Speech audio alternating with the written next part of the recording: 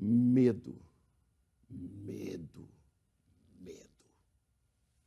Eu não tenho medo de reconhecer esse sentimento baixo que definitivamente não faz parte do vocabulário do meu convidado de estreia. Um cabra macho, cearense, nascido no interior de São Paulo, advogado, professor, ex-prefeito, ex-governador, ex-ministro, candidato a presidente 3 vezes e já se preparando para a 4ª vez. Ele é Ciro Gomes. Bem-vindo, Ciro. Obrigado pela generosidade de estar na estreia desse estreante em provocações. Eu que agradeço, Marcelo. Acho que o Brasil todo está de parabéns por você ter aceito esse desafio, que não é pequeno, mas eu tenho segurança que você vai fazer desse espaço aqui uma coisa ainda mais instigante do que o grande Abujam sempre conseguiu fazer. Mas vamos sair dessas boas maneiras, Ciro, porque é o seguinte... Vamos às provocações. Eu falei de medo. Do que você tem medo? De cobra. Ufa, que bom saber disso. Não, eu tenho pânico de cobra. E é a única coisa que me amedronta.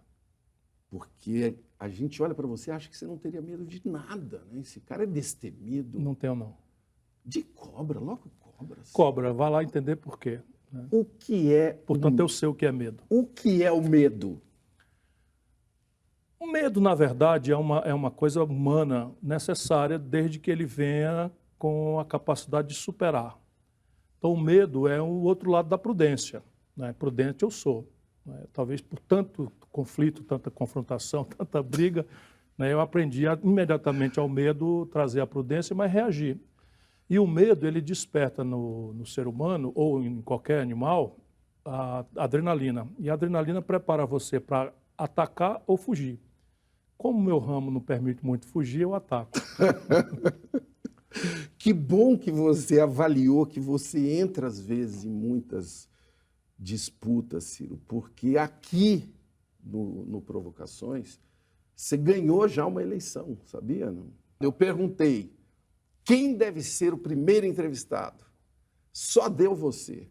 Aliás, com uma hashtag muito curiosa, Cirão da Massa. Essa é a minha turma. Você gosta do... Eu gosto bastante. Do Cirão da Massa? Gosto bastante. Nós aproveitamos esse sucesso que você tem nas redes sociais para ouvir vocês aí do outro lado. E a pergunta foi, o que é pavio curto? É para eu responder? Por favor. Veja, pavio curto é, tirando do fato para a metáfora, não é uma bomba que demora pouco para explodir. Então, a ideia de que o pavio tem que ser um pouco longo para que quem acenda tenha um tempo para escapar. E essa é a figura que se quer fazer de mim, e isso é muito lisonjeiro, Marcelo, porque eu já estou inteirando 40 anos de luta na vida pública.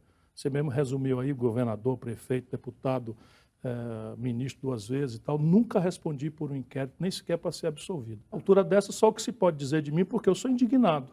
E isso eu sou indignado. E às vezes as pessoas acham que eu estou falando sem pensar. Não estou, não. Vamos falar um pouco mais desse temperamento. 17 anos atrás, te perguntaram qual o papel da sua mulher, você respondeu que falou sem pensar, na mesma hora você consertou essa sua fala, falou que tinha sido, enfim, uma infelicidade, mas a mídia e os adversários, uma parte da mídia, né, e os adversários gostaram dessa sua escorregada e essa história ficou. Toda a campanha ela volta, né, que você falou que o papel da mulher era dormir com você. Ainda mais vejam que mulher é essa que eu tenho o privilégio de conhecer esse amigo, Patrícia Pilar. Imagina se esta mulher, alguém iria falar com ela e ela iria aceitar esse tipo de coisa. Mas até hoje tem gente falando nisso. O que esse episódio te ensinou? Veja, me ensinou muita coisa mesmo, porque o ambiente onde eu vivo não é um ambiente honesto, é um ambiente desonesto. Por regra, é um ambiente desonesto. E eu fui editado. Foi uma grande bobagem, já me desculpei por isso, e não custa nada me desculpar sempre que alguém lembrar, que é a única resposta para quem fala uma bobagem daquela. Mas, na verdade, eu vinha de uma sequência em que eles programaram a mesma pergunta. E eu sempre respondia, ela é tudo para mim, e é uma inteligência privilegiada, é minha parceira, é minha companheira, é meu amor, etc. Além do mais, fiz a besteira de falar. Aí uma zangado. hora... Editaram. Agora, isso não é... E aí você aprendeu o quê? É isso que eu queria entender. Ter mais malícia. Você pensa mais mais antes malícia, de falar? claro. Tanto que para recuperar uma coisa dessa, precisa ir há 17 anos atrás. Se você é candidato, é porque quer ser. E se você quer ser, isso é um aprendizado. Veja, eu tinha 30 e poucos anos, eu tenho 61 agora. Né? Não é brincadeira, Mas você continua candidato, né? Não, eu posso ser candidato. Evidentemente, com a minha experiência, não posso, de um lado, mentir dizendo que não quero ser. Já fui candidato 3 vezes. De outro lado, sabendo o que vem por aí, você vê uma alta combustão, um alto incêndio, não sei o que vai escapar. O Rousseau, um filósofo suíço, falava que os que falam muito sabem pouco e os que sabem muito falam pouco. Quem resumiu melhor foram os originais do samba, aqui de São Paulo, que falaram: falador passa mal, rapaz. Ciro, você é falador? Eu só tenho por ferramenta de luta, Marcelo, a minha língua. Então, veja, um filósofo dizer isso está de bom tamanho. Um ditado popular dizer isso também está de bom tamanho. Mas um político cuja tarefa é formar opinião, é organizar o movimento, ele tem que falar. Ele não escapa da língua. Não tem perigo, porque senão se omite. Olha só, no próximo bloco, dai-me coragem, Santa Clara, porque o papo vai ser política raiz. Tenho que te ouvir sobre o que aconteceu em 2018, né? O que aconteceu naquela campanha, assim, além daquele sensacional Cabo Daciolo? O grande movimento que havia dominante, ainda é verdadeiro hoje, é o antipetismo. Parte justa, pela esculhambação, corrupção, mentira, etc., e parte injusta, porque também tem aí uma parte que é exagerada. Mas, enfim, esse grande movimento significava o que é que o povo brasileiro estava procurando. Quem era o mais tosco, o mais simples, o mais fácil de ser entendido como intérprete do antipetismo, decolava. Era o Bolsonaro. Né? É evidente que nenhum de nós políticos achava que o Bolsonaro se aguentava, porque ele é muito vazio. Olha, vocês vão ver. Você não botava fé que ele ia chegar? Ninguém botava. E acho mesmo que ele foi para diante por conta da facada. Porque a facada acabou dando a ele uma razão verossímil para ele não ir para o debate onde ele seria esmagado. Agora, tem gente que acha que não foi nada disso, Ciro. Tem gente que acha que o Bolsonaro se elegeu por sua causa. Por minha causa? Eu quero saber o seguinte: em algum momento, mesmo que seja assim, por um segundo, lá em Paris, você já se sentiu culpado pela eleição? Nem remotamente. É só você olhar as pesquisas. Você pode achar, se você é um fanático petista, é a mesma coisa do bolsomínio. Então, o Bolsonaro pode andar pelado na rua, ele vai relativizar isso e vai explicar, vai achar uma explicação grandiloquente. Assim virou fanático do PT. Só que eu já engoli merda em nome deles demais. Muita? Mas muita. Qual? Vamos lá, Dilma número 1, Dilma número 2. Se ninguém sabia, eu sabia que a Dilma não tinha experiência de nada. E quando nomearam o Michel Temer, eu denunciei, é só procurar no Google de novo. Eu denunciei, porque o Michel Temer sempre foi um chefe de quadrilha, rouba há mais de 30 anos. Ciro, você é um provocador. Você está chamando a Dilma de merda. 1 e 2. Não, peraí. A Dilma é uma senhora respeitabilíssima. Estou falando que o governo dela foi um desastre transcendental e o PT apaga. Não, para deixar muito claro. Eu me lembrei agora nessa nossa conversa, o seu irmão, o Cid, ele gerou uma frase que, se não entrou pela história, pelo menos entrou para os trending topics da internet, que é Lula tá preso, babaca. Né? Uma frase que... Reagindo, veja bem como é pirado o petista descalibrado. O Cid, contra a minha opinião, resolveu fazer campanha para o Haddad no segundo turno. E, ao fazê-lo, foi para uma reunião da petezada. E aí começaram a chutar o rapaz, o Cid lá aderindo, querendo ajudar, foram lá, o senador mais votado do Brasil. Aí querendo apoiar. Querendo apoiar. Aí eles foram lá e tal, não sei o que. Aí ele avisou que o Lula estava preso e chamou o cara de babaca. Agora, eu preciso saber de você.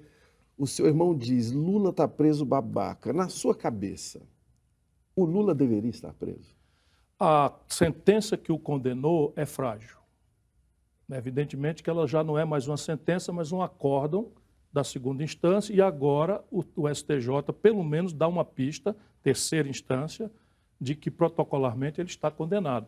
E esse é o problema, Marcelo, que a petezada não percebe, a petezada amalucada que eu estou dizendo, Sim. porque eles não percebem a incongruência. Se eu, Ciro Gomes, sou acusado falsamente, não é, de uma coisa, e ameaçado de prisão arbitrária por uma razão política, o que me cabe fazer, nós somos sul-americanos, é ir a uma embaixada, pedir asilo e denunciar. Seria a melhor saída para o Lula? Se eles se acham preso político, evidentemente é a única. Você sugeriu isso? Sugeri, sim. E a embaixada era do Paraguai? Não necessariamente. 1000 embaixadas dariam refúgio a ele. Qual? A França.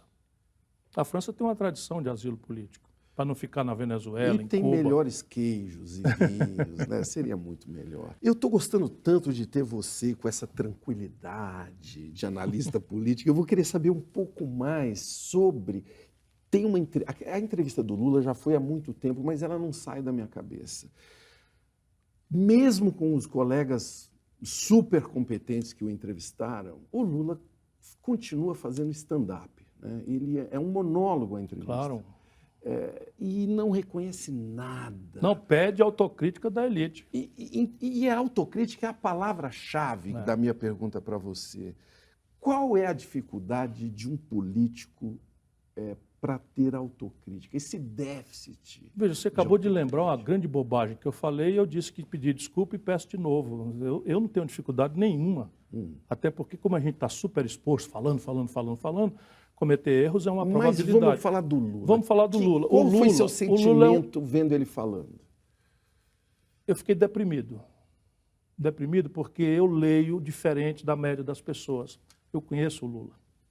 O Lula é um encantador de serpente, o Lula é enganador, profissional, né? Não tem um companheiro que ele não tenha sido desleal ao longo da vida inteira. Ele cultiva isso, espalha a cisânia para ser o único. Então, nem o Haddad? Não, o próprio do Haddad é humilhado. Ele obrigava o Haddad a ir toda segunda-feira lá. Espera um pouquinho.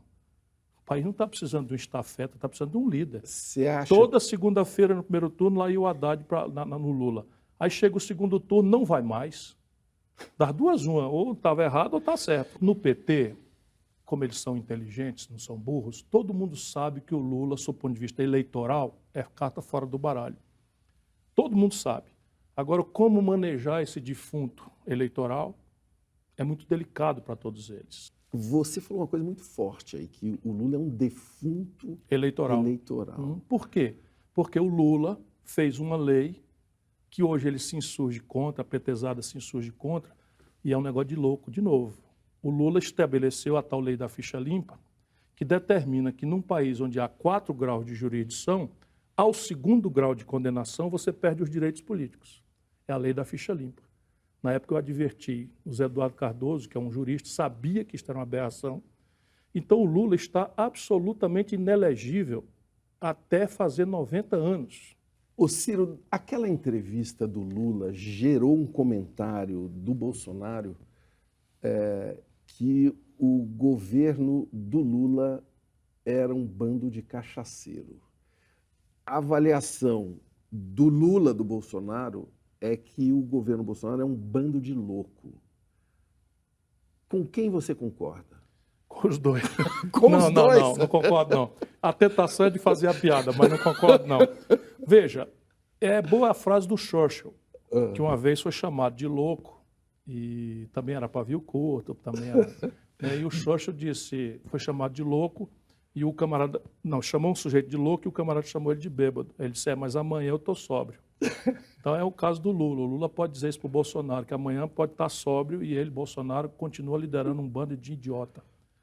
É isso mesmo que é o governo? Veja, tirante o núcleo militar, não é que, para minha grave decepção, virou entreguista, violentando a tradição nacionalista das Forças Armadas brasileiras, mas é um contraponto de onde nós não tomamos ainda nenhuma aberração. O resto é um bando de lunáticos, sem nenhuma dúvida, a partir do Bolsonaro. Você fala agora do governo do Bolsonaro e elogiou a ala militar. Você acha que ela não está suficientemente nacionalista, é isso? Não, pelo contrário. É vexaminoso o que eles estão fazendo. Entregar a Embraer para a Boeing, isso é um crime que no futuro deve ser apurado. Se algum dia tiver chance de governar o Brasil, os canalhas que patrocinaram isso irão responder perante a lei. Então, veja, a Embraer acabou de desenvolver um supercargueiro chamado KC-390. Muito bom esse avião. Acabou de fazer um acordo inédito na história do capitalismo mundial, de fazer um caça Gripen, com 100% da tecnologia transferida para cá com a Saab da Suécia. E só esses dois mercados aqui, nós estamos falando de 30 bilhões de dólares. Eles venderam a Embraer por 5 bilhões de reais, o valor equivalente ao que se pagou pelo Hotel Copacabana Palace. São os canalhas. Isso é propina. Só se explica uma canalice dessa com propina.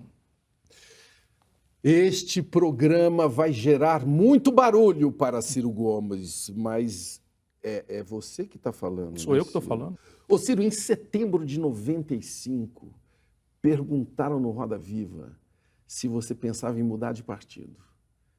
Sua resposta literal é a seguinte: não, eu sou do PSDB com cada vez mais entusiasmo. Num trecho dessa mesma entrevista, você diz o seguinte: eu vim aqui com ordem de mamãe para não falar mal do Serra. Ô Ciro, você sempre foi um filho desobediente? Quase sempre, assim, mas sempre negociando a desobediência. Mas veja, a minha vida partidária é uma tragédia. Eu ajudei a fundar o PSDB. Foi o primeiro e único governador eleito pelo PSDB no ano 90, naquelas eleições. Você se arrepende? Mas não, é porque o Fernando Henrique jogou tudo na lata do lixo e fez o oposto de tudo que a gente tinha lido, escrito, proposto e falado. Então, quando eu estou ali animado com a possibilidade de um partido social-democrata, moderno, sério, sem contemporização com a corrupção, veja no que deu. E por que você tinha todo esse entusiasmo com o PSDB? Porque era o que o Brasil precisava, continua sendo. O Brasil precisa de um partido que tenha projeto, que tenha ideia. Se você bem olhar, o PT é uma moldura para a personalidade exuberante do Lula. Não tem projeto de nada. Passaram 13 anos no poder, não meteram um dedinho de reforma. Nem na Previdência, nem no sistema tributário, nem nada. Zero, nada. Por simetria com o que você acabou de falar, dá para dizer o mesmo do PSDB, a moldura para o Fernando Mesma Henrique? coisa, mesma coisa. Tanto que nunca mais ganhou uma eleição nacional. Por mais que eles malversem as leituras de imprensa, o fato cruel é que nunca mais, depois do colapso do governo Fernando Henrique, entre o primeiro e o segundo mandato, nunca mais o PSDB ganhou uma eleição nacional. Eu acho que o Fernando Henrique não vai ficar muito feliz de ouvir você falando isso.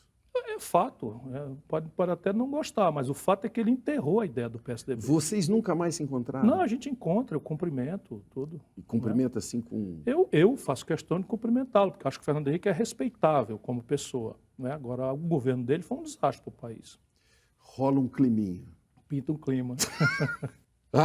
Eu estou aqui conversando com um provocador, mas no próximo bloco a coisa complica. Nós vamos levar essa conversa para um lado mais pessoal. Até onde a intimidade e a elegância de Ciro que vocês estão vendo aqui neste programa vai permitir esta conversa. Você pode participar da nossa conversa com a hashtag Provoca. Até mais. Tem muito homem que tem inveja de você. Você poderia diminuir essa inveja dando dicas para eles. Como é a vida de um símbolo sexual? Eu vou perguntar para alguém. Eu acho que a coisa mais sensual que existe é o cara estudar. Acho que as mulheres que são interessantes, elas dão valor a quem estuda. Rapazes, o cara é um craque, hein? Hein, pessoal? É só isso. Eu acredito que E sim. um sorriso ajuda também. O sorriso ajuda sempre. Ô Ciro, o que você provoca nas mulheres? Veja, eu acho que essa coisa de estudar, não é, de ser firme, de dar exemplo do que fala, ao invés de só falar, eu acho que isso não é só mulheres, eu acho que isso talvez seja a coisa mais... Nos homens também. Sim. A maioria esmagadora das pessoas são jovens, as pessoas que estão comigo hoje. Isso é o que mais me agrada, inclusive.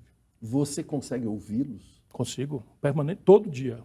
É evidente que daquela forma É fragmentária. difícil ouvir? Às vezes sim. Né? Você tem que falar não sei o quê, vai lá no Marcelo, não fala do PT. Isso foi hoje. Não fala do PT. Desobediente. Eu vou falar o que ele perguntar. Ele então. desobedeceu a mãe e não vai desobedecer o pessoal que está em volta dele. Bom, agora é uma hora mais fácil deste programa, Ciro. Por razões óbvias, eu vivo cercado de crianças que não esquecem do professor Tibúrcio. Preparado? Sim. Tio Ciro, Donald Trump, Churchill, Rei Momo, por que os poderosos engordam? É uma vida muito irregular, né? Uma vida muito irregular. Eu, por exemplo, parei de fumar, engordei 16 quilos, assim, de uma vez. E 16 quilos de uma vez. E não consigo, baixo 1 quilo, volta 1,5 quilo. Então, mas é assim, bebida, que acaba tendo uma recorrência também. No caso do Churchill, era bastante pesada. Gin, né? Ele tomava gin e tomava conhaque. Coisas Ele leves. tomava conhaque no café da manhã. E você? Não, eu tomo uísque pouco, cortando com Coca-Cola zero, só pelo efeito. No dia seguinte, não me dá dor de cabeça. Mas não sou muito chegado, não. Valesca Popozuda, uma artista popular brasileira, diz o seguinte: desejo às inimigas vida longa, para que elas vejam cada dia mais a nossa vitória. O que você deseja aos seus inimigos, Ciro Gomes? Você sabe que eu não tenho. Ultimamente, assim, ficou um pouco diferente. Talvez eu tenha um primeiro político com quem eu não cumprimento e tal. É o Eunício Oliveira, lá do Ceará. Me meteu 60 processos, todos por dano moral e tal. Por quê? Porque eu denunciei que o Lula deu para ele R$1 bilhão sem licitação na Petrobras. Isso é rigorosamente verdade, né? E aí, tudo que eu falo, ele mete uma coisa para tentar manipular a justiça e tal. Mas, tirante ele, assim, nunca aconteceu de eu não estender a mão para um adversário, por exemplo. Não tenho inimigo. Você tem medo de morrer sem ter sido presidente? Não, de jeito nenhum. Meu único dó, eventualmente, de morrer mais cedo é não ver o Gael crescer. Só. Que pergunta você não aguenta mais responder? Como foi isso que você falou, esse negócio da Patrícia Pilar, não sei o que. E Hoje, até que aguentei bem, né? Que bom, né? Então, uma pergunta bem fácil agora para terminar. Ô Ciro Gomes, o que é a vida? A vida é um privilégio. A vida é um privilégio que deve ser usufruído com muito cuidado, com muita compaixão, com muito zelo, porque é uma chama que com um vento forte apaga. Mas, Ciro, o que é a vida? A vida, diga lá o que é, meu irmão. Não me ocorre uma definição de vida senão essa, é uma chama que deve ser vivida com toda a intensidade possível, porque apaga.